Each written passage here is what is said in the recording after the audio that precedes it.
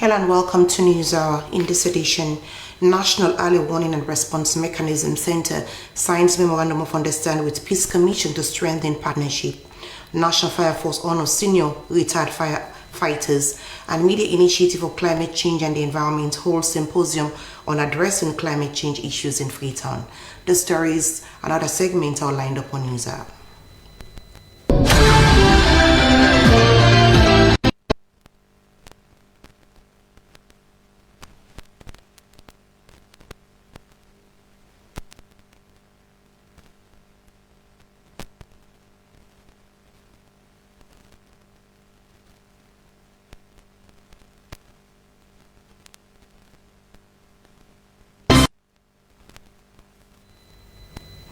Welcome back to Newshour.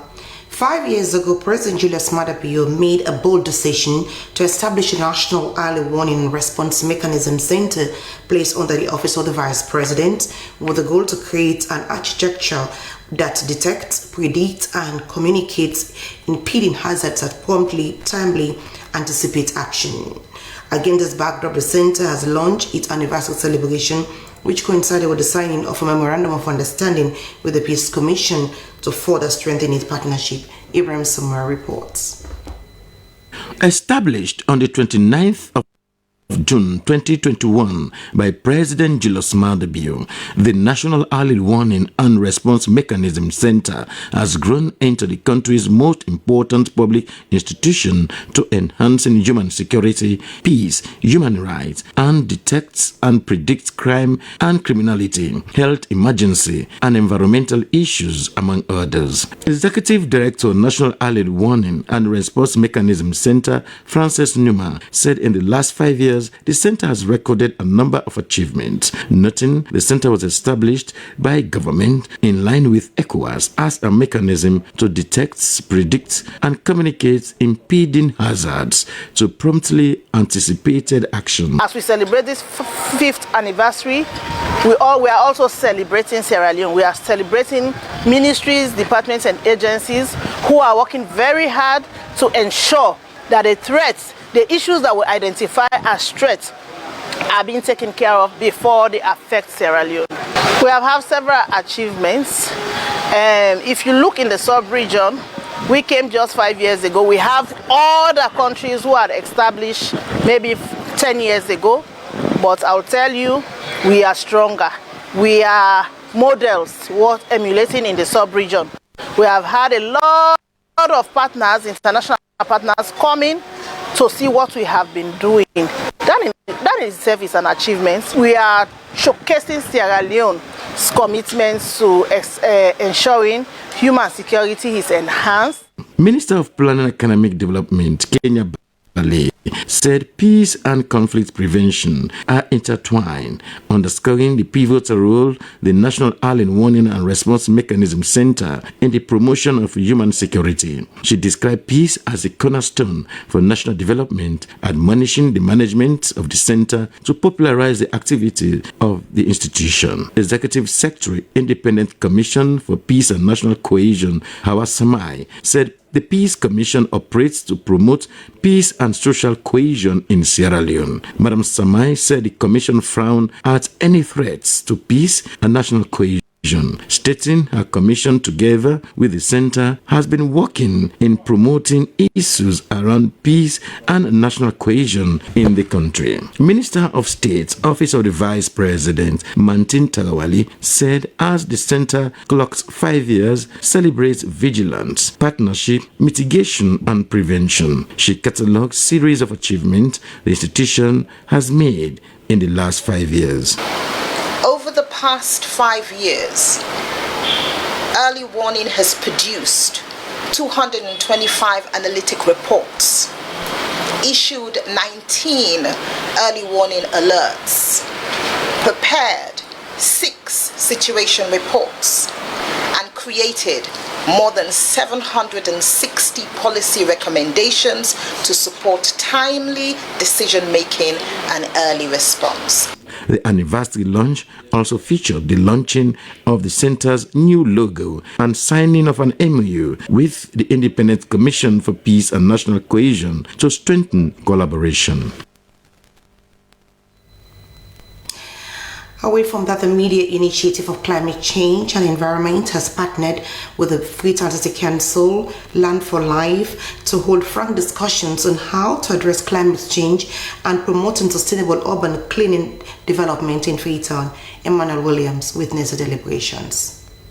Towards effective land management and sustainable urban planning for a cleaner and healthier Freetown was the theme of the event. The gathering was held at a time when climate change continues to pose serious environmental and health challenges to many Freetonians. Government officials, environmental experts, civil society groups and development partners converge here at FCC building to chart the way forward on addressing climate change and promoting sustainable urban development. They also discussed on improving land management, waste disposal systems, and urban planning strategies to address flooding, pollution, and poor sanitation in the city. According to the Deputy Chief Administrator, FCC Alassane Yela, one of the main challenges the council faces is the massive construction of houses in prohibited areas. He said the Freetown City Council has led several initiatives under the Clean Freetown campaign to improve waste management and environmental sustainability. Director and lead fellow of Media Initiative for Climate Change and the Environment, Martha Kabo, said the institution decided to partner with FCC, Land for Life organization, and others to sensitize various groups of individuals to manage waste properly. To discuss about sanitation generally in the western area,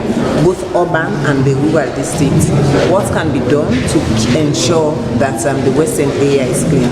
So we are looking at land governance and policies, country planning, enforcement of laws, and compliances. Partners including environmental organizations and advocacy groups also highlighted the importance of community involvement in maintaining a clean city. The symposium forms part of ongoing efforts to ensure sustainable urban development and build resilience against climate change in Sierra Leone. For LCBC News, Emmanuel Williams reporting. A non-governmental organization, Choosing Generation Sierra Leone, which has been empowering young people in different areas of life, has ushered in a new leadership to man the affairs of the body for the next 2 years. The new coordinator, Cecil Thompson, promised to take the institution to another level. Emmanuel Williams again. Welcoming and decorating Mr. Cecil Charles Thompson as the third national coordinator of Choosing Generation, and wish him the very best. Handing over of the mantle of leadership to the new executive was a crucial moment for the Choosing Generation Sierra Leone for the next 2 years. For the past 10 years, the organization has been engaged in youth empowerment, focusing on leadership, personal development, and guiding young people towards positive life choices. The outgoing coordinator, Hai Kagbo, said despite several challenges, his executive was able to bridge the gap between the organization and communities they operate in. You trusted me, and I endeavor with everything within me to honor that trust wholeheartedly.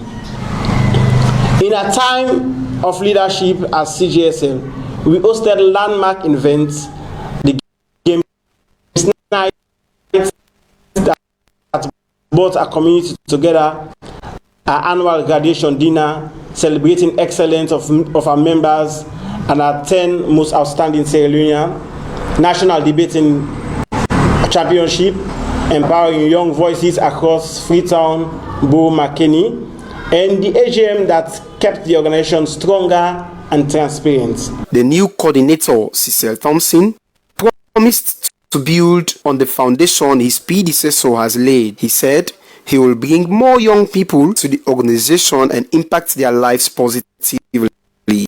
The outgoing executive, thank you. Every good work is built on a solid foundation. You have set that foundation with your executive. We will build from that. One of the stakeholders, Abdul Fatoma, encouraged the new team to be courageous and be determined to transform the organization. The Choosing Generation Sierra Leone was founded in 2015 and has impacted young people's lives in many areas, not limited to coaching, training, among others. For LCBC News, Emmanuel Williams reporting.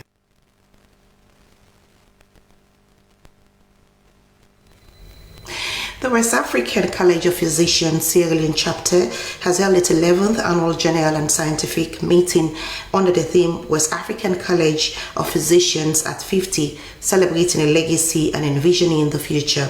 The West African College of Physicians is a professional medical body established to train and certify medical specialists, promote high ethical standards, and improve healthcare delivery across West Africa.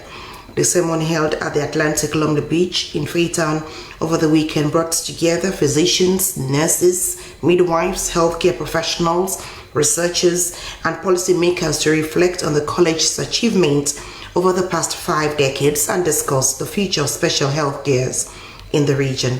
Cherian Dumbuya reports.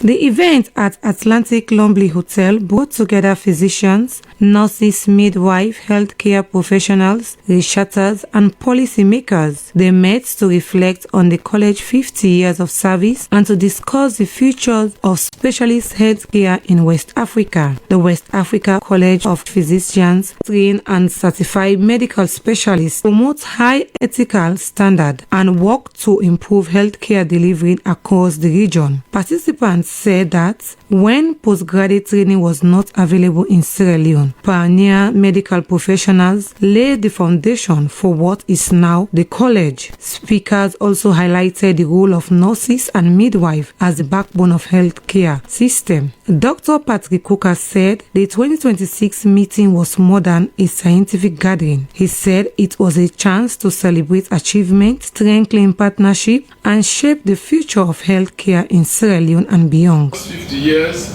should inspire the college and its chapters to ask what must be strengthened, what must be corrected, and what must be expanded, and also what must be preserved. Megbori, chair of the West Africa Postgraduate College of Nurses and Midwives Sierra Leone chapter, said specialist care remain a critical challenge. She called for stronger collaboration among healthcare professionals to improve patient outcome. The legacy you celebrate today is one we share as partners in clinical care, research, and public health advocacy. As you envision the future, the BAPCNM stands ready to strengthen this partnership. In its keynote address, Deputy Minister of Health, Dr. Charles Senesi, reaffirmed government commitment to professional development and research. He commended the college for producing skilled specialists and urged members to turn knowledge from meeting into a better health outcomes. And we are doing quite a lot as a Minister of Health in terms of creating an enabling environment. I keep saying it's a challenging moment for the entire world. There's huge financial crunch, but yet still Africa and Sierra Leone, we have to chart our way forward. And postgraduate education, as Dr. Coker said, is the way to go, and that is what we all believe in. A major presentation focused on mothers' knowledge of neonatal danger signs at a tertiary hospital in Freetown. Researchers said it is the first study of its kind in Sierra Leone, and it will help guide interventions to reduce neonatal mortality. But sadly enough, despite such good ANC attendance and all the information they had received, only 44.7% of that cohort were able to tell us the neonatal danger signs. The meeting ended with stakeholders pleading to strengthen specialist training and building a healthier future for Sierra Leonean and the West African sub-region. For SLBC, Jorian Dumbuya. A week ago, images of a massive heap of garbage at U building, home to several government ministries, went viral. drawing widespread criticism over the state of one of Sierra Leone's busiest public institutions.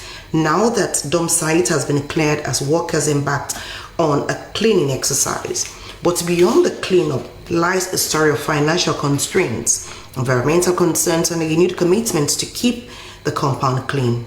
Alimami Conte reports. A few days ago at U Building, a huge pile of refuse, foul odor, littered surroundings, and grass dominated the compound, prompting public outrage and raising questions about sanitation at one of the country's most important government facilities. As part of a major cleanup exercise held on Saturday by the community-based Cleaning and General Services Sierra Leone Limited, the pile of garbage at the back of the building has been removed. Drains and walkways were cleaned, and workers swept and brushed different sections of the compound. I'm happy that they are now cleaning the compound and the dump site has been cleared. The dirt was seriously affecting us. At night, we could hardly stay in our office because of the mosquitoes. During the day, when the sun was up, the stench coming from the dump site made it unbearable for us. Sometimes we even felt ashamed when visitors came and started complaining about the condition of the place.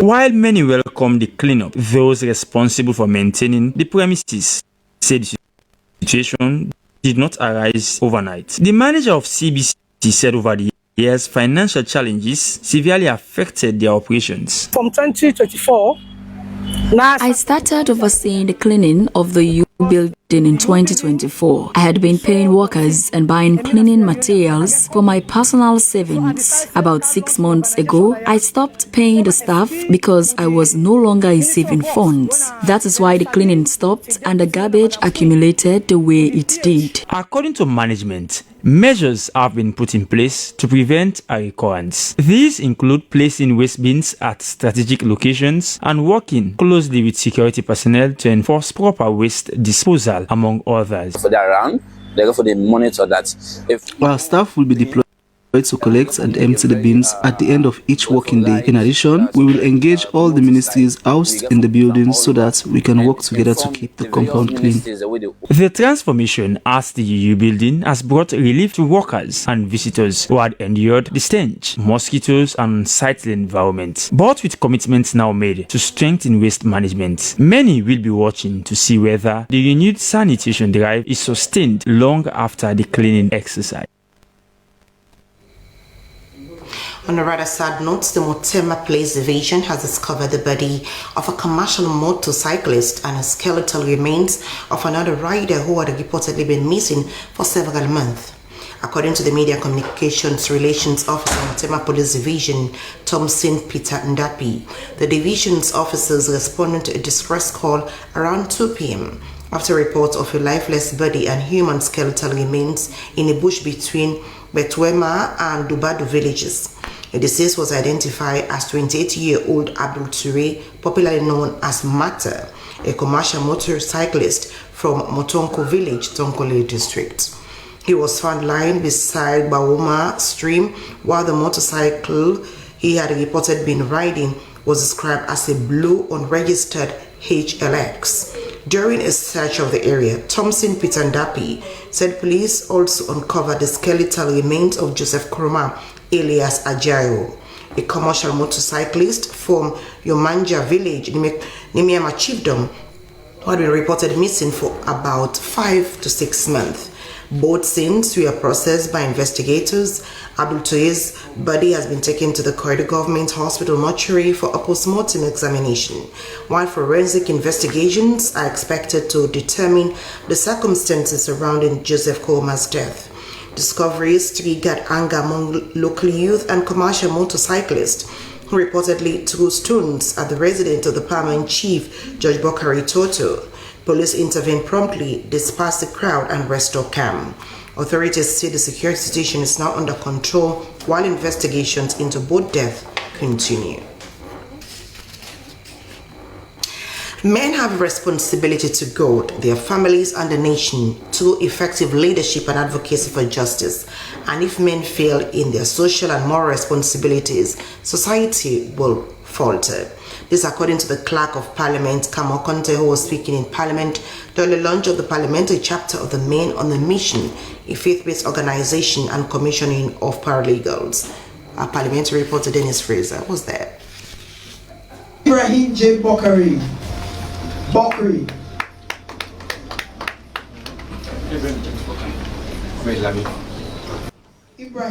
The commissioning of paralegals of the faith-based organization Men on a Mission were expected to serve as ambassadors of peace and mediators of conflict. And will also serve as the frontier of the justice system. According to the founder and global pioneer, Pastor Joseph Kanu, the group of paralegals, whom he also referred to as ambassadors of peace and facilitators of justice, will recommit to building peace through service and unity. He added that without peace and justice, development could not be sustained. The global director of Men on a Mission, who doubles as the Deputy Clerk of Parliament, Gilbert Bosco-Nabe, said the launch of the parliamentary chapter of the organization was important for responding to challenges affecting the moral fabric of society. Launching the parliamentary chapter of the Men on a Mission global movement, the Clerk of Parliament, Kamo Conte, stressed the important responsibility men carry not just in masculinity but in binding society together. Mr. Conte said the launch marks the beginning of an enduring movement that will not only inspire a generation to come but will also contribute to making the nation a better place. He pledged the continued support of Parliament to the aims and objectives of the organization. The meeting concluded with the organization formalizing its enduring collaboration with Parliament as the House of Representatives of the People for strengthening protection and promotion of human rights, justice, community-based protection and development initiatives. SLBC, Dennis Fraser reporting. To make society better. For peace and love to reign. For peace and love to reign. The Minister of Mines and Mineral Resources has called on investors and other African governments to empower the mining sector and transform the continent's immense mineral wealth into real prosperity for its people. Julius Daniel Matai was speaking at the African Energy Forum in Cape Town, South Africa. The forum brought together energy and mining leaders from Africa to shape investment and policy for the energy transition. Yusuf Mosiri Suma reports. Sierra Leone's Mines and Mineral Resources Minister closed in message through wide support with several counterparts echoing the need for Africa to capture more of the battery, renewables and technology supply chain. The minister said Africa should harmonize policies and legislative framework with an integrated approach towards harnessing the continent's immense mineral wealth. He further said Africa should not only be the place for mining but also a place for industrialization purposes. Africa should not only be mined, it should be industrialized. Africa is not just connecting mines or connecting to the national grid. It should also be powerfully energized so that its people have the empowered enough. And it's not only saying, okay, well, let's build a corridor, we are part of a corridor. I mean, that corridor also must link so many things: education, health, road, and businesses.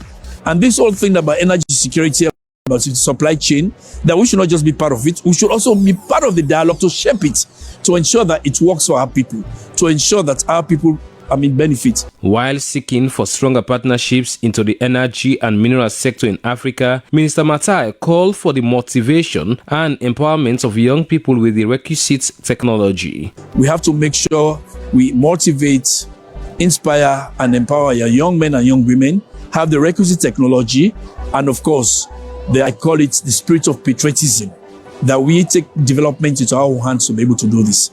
We are still looking to secure partnerships, but partnerships that do respect our sovereignty, our dignity, our own industrial growth, our own natural resources, and our determination to make sure that everybody wins. It's saying all these policy aspirations, all these policy panel discussions should now be actualized into actions. Minister said the era of exporting raw minerals alone must end, and that the energy access, industrialization, and the beneficiation must be linked if the continent was to retain value from its critical minerals. The minister said Sierra Leone's position was the foundation for mining growth. He argued that without sufficient, affordable, and clean power, mines could not drive. He called for regional energy projects, cross-border transmission, and targeted investment in processing facilities close to mineral sources. He reaffirmed Sierra Leone's commitment to responsible mining, community benefits, and continental cooperation. Yusuf Mosire Suma, SLBC News.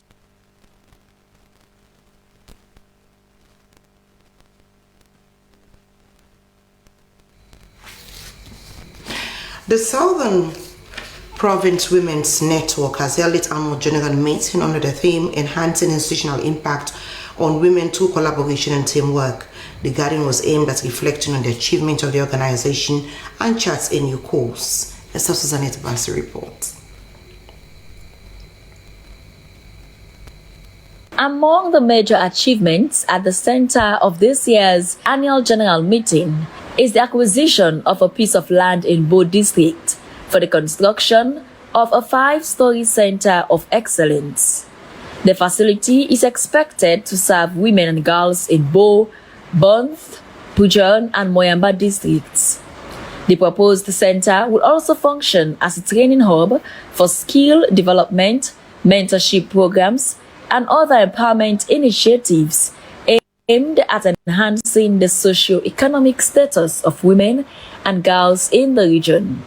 The outgoing chairperson of SPONET, Gertrude Karimo, highlighted the organization's remarkable journey since its establishment in 2017. She noted that for almost a decade, the network has remained committed to contributing to national development through interventions targeting teenage pregnancy, gender mainstreaming, advocacy, public health awareness, and the promotion of quality education among school pupils. We went to schools because at the end of the day, within the schools, we need to have the kids, retention in schools. The children should stay in school. How do we mentor them? One of the participants, who also doubles as the Director General of the Sierra Leone Broadcasting Corporation, Josephine Kamara, expressed concern over what she described as the limited participation of grassroots women in some organizational structures. She urged the incoming executive to ensure that the network goes beyond engaging elites and actively incorporates grassroots women in its programs and decision-making processes. Where are our grassroots women in this room? So now we know we promote or other places when we village women here. I just want that as much as we're talking about elitism, they should not forget, because the decisions that all they take now, they therefore affect them. The Minister of Gender and Children's Affairs, Dr. Isata Mahoy, reaffirmed the government's commitment to supporting women's programs and initiatives aimed at accelerating national development. She pledged in increased collaboration between the ministry and women-led organizations to enhance socio-economic opportunities for women across the country. The responsibility as human beings, or as women, or as people of this country, for let we take that responsibility, for let we act upon certain things. In her keynote address, Dr. Fatou Taki called on members of the network to remain united and work collectively for the advancement of women and girls. She stressed that collaboration and teamwork are essential ingredients for achieving meaningful societal transformation. So it's a day that you are here doing an AGM.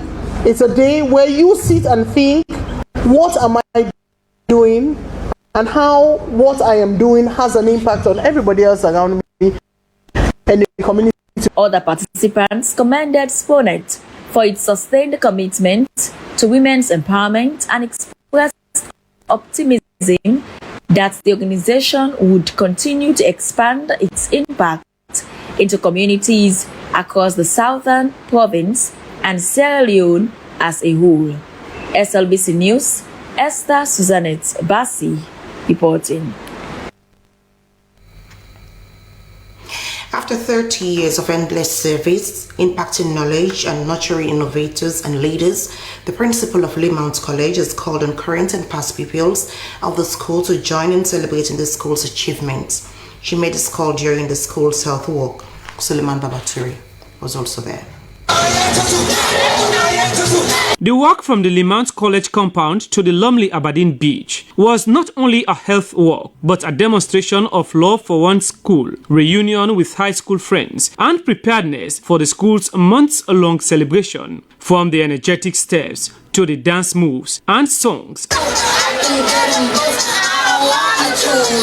the pupils, especially Zipporah Dumbuya, who suffers from an illness, expressed happiness, stating the exercise helped her to get some relief, manage weight, losses, risk of diabetes and heart disease, among others. Like I myself am suffering from a sickness, the sickle cell. So it has been very tiring, but it's very good for my health. So I think all the students in the school are benefits from it. In 30 years, according to the principal of Limount College, Doreen, the school has produced prominent people in society, such as doctors, lawyers, engineers, contributing to nation building. It was established as the first black indigenous school, secondary school, offering international general certificates, which is the London examination.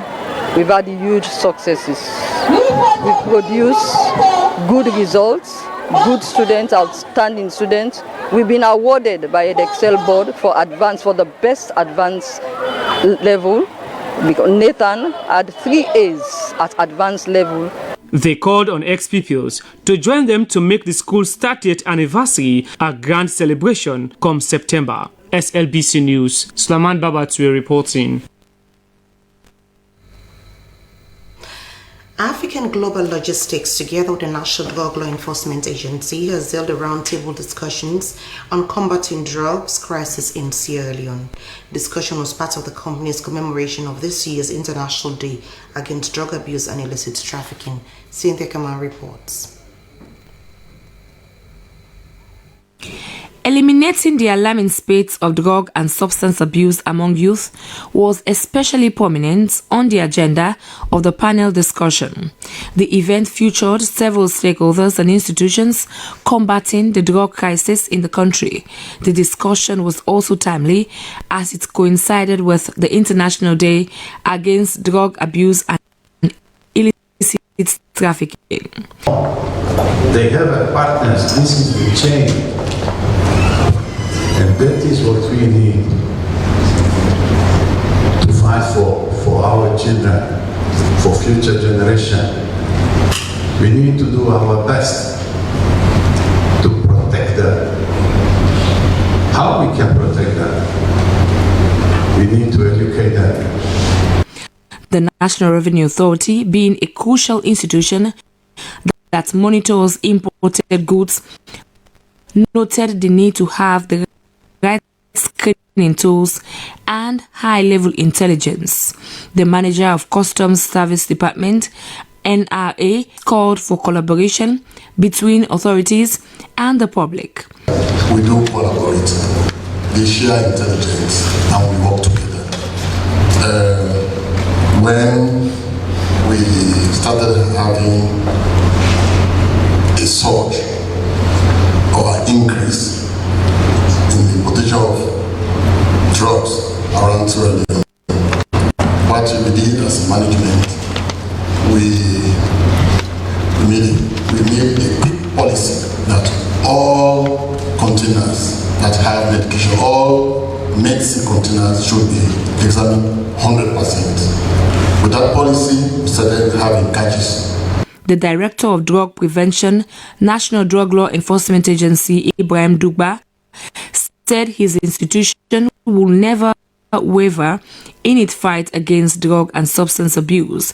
He admonished on discrimination against drug victims. Give this a call for all of us to understand that we owe it to Mama to save and show empathy to those who are affected by drugs. So individuals affected by substance use disorder deserve compassion, understanding, and the opportunity for recovery. However, there can be no compromises with drug traffickers, manufacturers, financiers, and criminal syndicates, whose activities fuel violence, corruption, insecurity, and social instability. The National Drug Law Enforcement Agency will continue to strengthen intelligence-led operations. The atmosphere was filled with numerous suggestions and questions demonstrating the alarming state of drug abuse in the country. The discussion allowed for a wide and frank exchange aimed at restoring the destiny of drug victims and eliminating drug peddling. For SABC News, Cynthia Kamara reporting.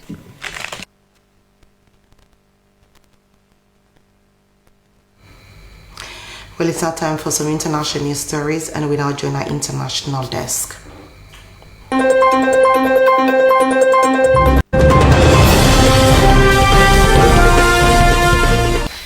Hello and welcome to the international news with me, Esther Susanette Bassi. The United States and Iran have agreed to stand down following an exchange of strikes over the past few days. It comes after several attacks in and around the Strait of Hormuz, with both nations accusing each other of violating their ceasefire.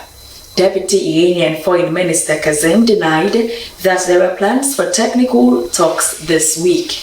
Over the weekend, the U.S. retaliated with a series of strikes on Iran, hitting multiple targets in what U.S. Central Command called a direct response to the continued aggression against commercial shipping. The Strait of Hormuz is a key waterway for oil and gas shipments and was effectively closed by Tehran after the US and Israel launched attacks on Iran at the end of February. The World Health Organization said that over 1,300 excess deaths had been recorded in Europe since June 21 in connection with the record-breaking heat wave worsening much of the continent. Tens of millions have been braving extreme temperatures in Europe as the deadly heat wave moves eastwards, with some countries announcing rising death tolls and health services warning of saturation. The WHO chief said the United Nations Health Agency was working with its member states and partners to address the health threats posed by extreme heat through focusing on preparedness, prevention, and stronger health system responses. He called on European countries to implement heat health action plans as part of a push to safeguard health in the face of climate change.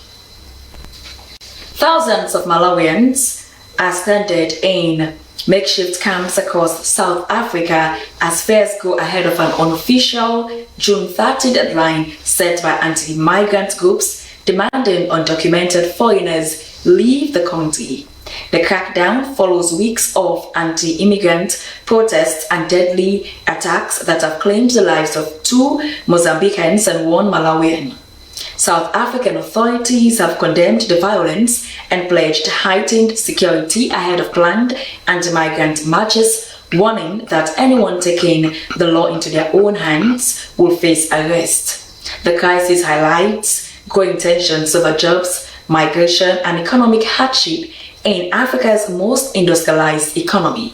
And finally, in the international news, several fighters are feared to have been killed following a violent internal clash between rival commanders of the Islamic State West Africa province inside the group's stronghold in the Timbuktu Triangle, according to intelligence sources. According to security sources of one of the commanders, refused to allow fighters under his command to participate in a planned operation. According to the sources, the clash followed weeks of mounting tensions among commanders over operational decisions, dwindling resources, and the management of logistics within the enclave. Security sources believe the latest confrontation could temporarily disrupt the group's operational effectiveness as mistrust spreads among commanders and fighters. Well, that's it for the international news summary from the Sierra Leone Broadcasting Corporation. I am Esther Susanette Sibasi. Thanks for watching. Continue to stay good.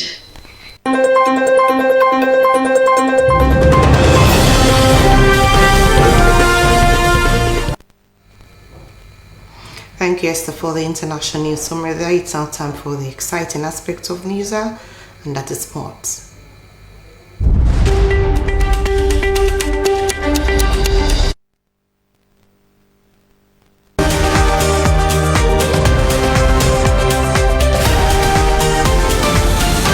Hello there and welcome along to the sporting updates that keeps you in the know. And by the way, my name is Abdul Kabir. Thank you so much for your time. Now, the Sierra Leone Football Association has successfully concluded the 2026 Ordinary Congress at the southern city of Bo. Well, the event is returning for the first time in 22 years in Bo. SLBC Sports was there to see that bright day. The atmosphere in Bo City was electrifying as football stakeholders from across the nation gathered for the flagship event. This year's Congress marks the first under the leadership of President Babadi Kamara, who took office following his election in Lunge last August. The Sierra Leone Football Association has approved its 2026 budget and adopted the association's financial statement following the successful conclusion of its ordinary Congress held in Bo. Addressing delegates during the Congress, President Kamara disclosed that the SLFA had implemented a coaching safety program, expanded support for women's football, and intensified youth football development initiatives across the country, while increasing annual grants to regional football associations from $15,000 United States dollars to $50,000 United States dollars. Football is too small for enemies and too important for division. And so, from this podium today, I extend my hand to everyone.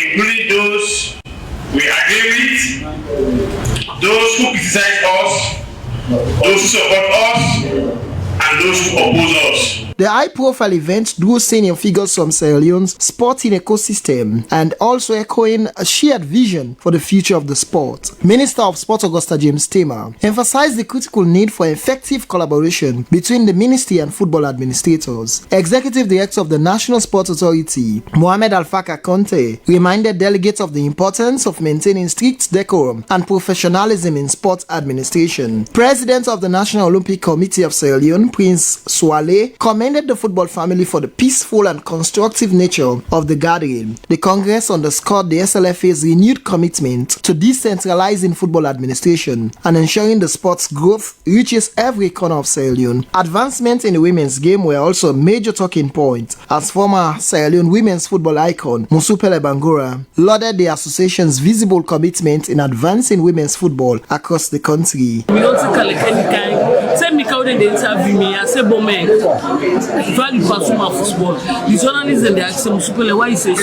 I said because where people get all kind of waiting, they go to win a bomb, then people and they also they go pick for go sell and they make money. But they don't expect too much football. But with waiting I don't kind of so we talk to people and they listen, then they picking their focus, one play this game. Bringing the historic gathering to an epic showdown, the Congress transitioned into the football pitch. Delegates and fans alike were treated to an exhibition of football match featuring SLFA President Babadi Kamara playing alongside legends of the game, including Musupele Bangura, and celebrating the spirit of unity that defined the true essence of football. Bo Rangers have officially crowned as champions of the 2025-2026 Leone Walk Premier League after they defeated Diamond Stars 1-0 in Bo at the Southern Arena. It was an interesting match and Lamin Kabu got the goal for Bo Rangers. Well, the Bo Rangers, they are securing their 4th title in so far as the local league in Sierra Leone is concerned. Congratulations to the Elephant for such a wonderful performance. And that ends your update, and thank you so much for watching. See you next time. In the international scene, we flip our attention to the FIFA 2026 Men's Football World Cup. Well, Bafana they are out of the competition after one of the co-hosts defeated South Africa, Canada. It was a tough moment for Bafana Bafana, the boys. Well, for the other African teams, they are bracing up to see how they will progress to the next stage of this flagship competition. And that ends your update, and thank you so much for watching. See you next time.